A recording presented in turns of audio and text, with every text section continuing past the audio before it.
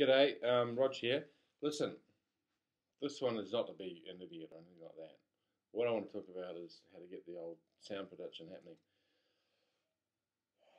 First thing is that you have a good embouchure. What's that? Not like that. Not like that. Right in the middle. Middle.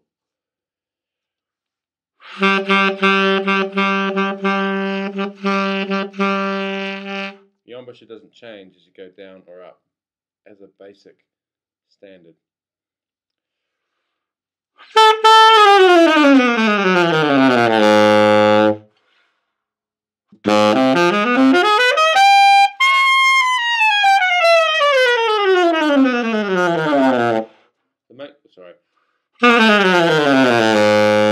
So make sure you're not moving your jaw when you're doing your practice.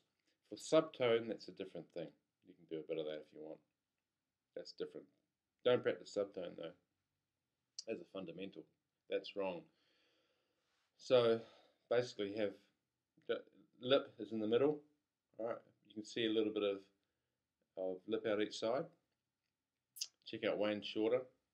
Check out his embouchure. Just type in Wayne Shorter on the internet and you'll see a perfect embouchure there. Some good shots of Dave Liebman later on. He's someone he looks a bit funny, but generally he's got quite good.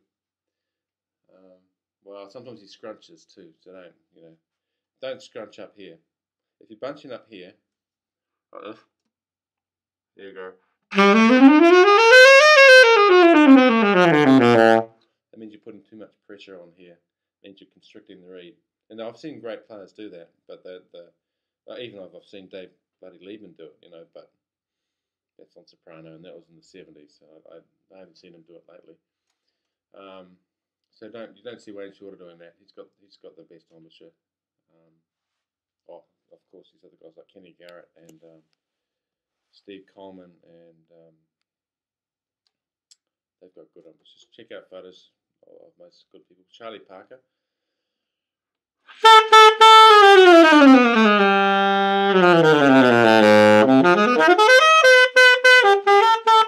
So basically, put that mouthpiece in there. Don't move your jaw forward, back. It's just how it is. The lip is evenly distributed on either side. So you can see a little bit of lip there, and you want to be able to move it forward and back. That gives you flexibility. You can get a harder sound if you put your jaw forward, and you can get a subtone if you pull your jaw in.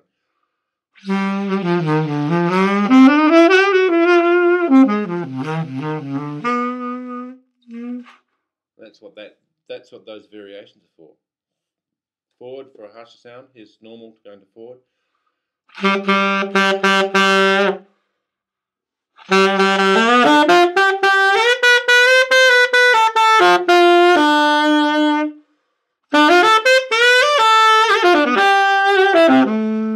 the subtone.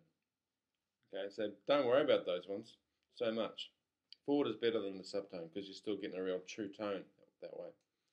It's really important that you get this basic stuff right for tone. So don't be doing all this jaw movement and stuff. That's wrong. What's wrong? Okay, you can get away with a career in jazz doing lots of things wrong. But if you want to get the perfect embouchure, the perfect stuff together, well, listen to this and listen to what I've got to say, but also listen to what other people have got to say. Make up your mind yourself. But definitely you can hear that having a straight embouchure over the whole horn.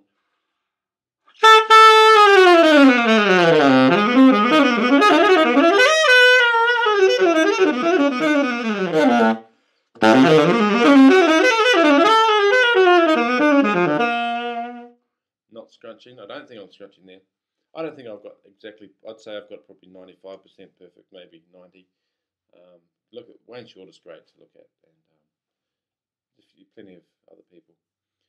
Usually, if they sound good, they're going to be doing something right. Charlie Parker's great to see his support. John Coltrane. You look at see the support on the side. I'll get to that in a minute. How many minutes we've done now? 4. So that's the first one. You get your reed right. Your reed is level with the mouthpiece. Don't have it forward. Don't have it back. Just have it bang straight on. breathing. Ooh, we've got a whole lot of lessons to do here, but we'll get to there in a minute. But just make sure you've got that thing in your mouth properly. Your teeth are about 10 millimeters on, or the size of your fingernail is a good one. What's that? Well, you can experiment too. Some players have it further on, some have it less on. Further on, as you get again, put it more mouthpiece in, less control and more aggressive sound. Okay,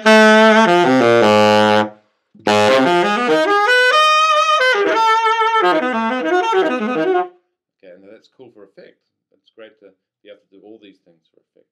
Listen.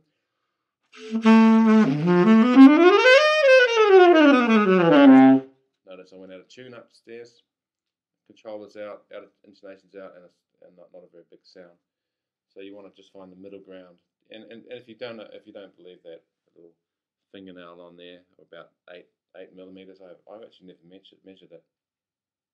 That'll give you an idea. Okay, so that's basically, keeping that. Don't scrunch. Scrunch is bad. Now, how to practice? How to know how do I stop scrunching? Okay, I've learned to scrunch. As a teacher, I've learned how to scrunch. To teach my students how not to scrunch. Here's normal. Here's scrunch. Oh,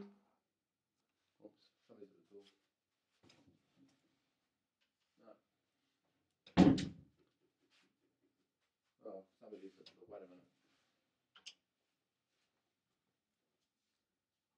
Hello. Thank you. I'm just doing a lesson. I've started internet lessons, love. I'm not going to make a lot of money. Yeah, so I just told my wife I'm doing this and I'm going to make some money. Now, scrunching is when your jaw is back too far and you're pushing too much up. Look. I'm scrunching now.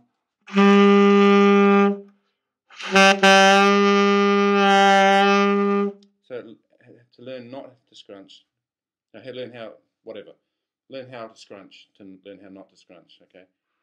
I rescue that by putting my jaw straight again and straightening up. Natural.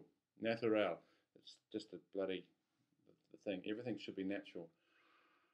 You can have 0.5 millimeter with your jaw forward, I reckon is a good one. And it depends a little bit on the mouthpiece. Some mouthpieces will... Okay, when I was playing a Salma F or something like that, one of those stock Salmas on tenor, I had to put my jaw forward just a tiny bit to play that mouthpiece on my saxophone. Scrunch. Okay, when you're scrunching also, the pressure's also going to the top, bad, and you're getting a lot of pressure there. It just messes everything up, so don't do it. Learn to do your scales, your C major scale, your G major scale, whatever it is, really slowly with the straight. I call it classical embouchure, in a sense that it's just legit, straight. You're not doing any subtone, you're not doing all this or that, but you're just practicing straight.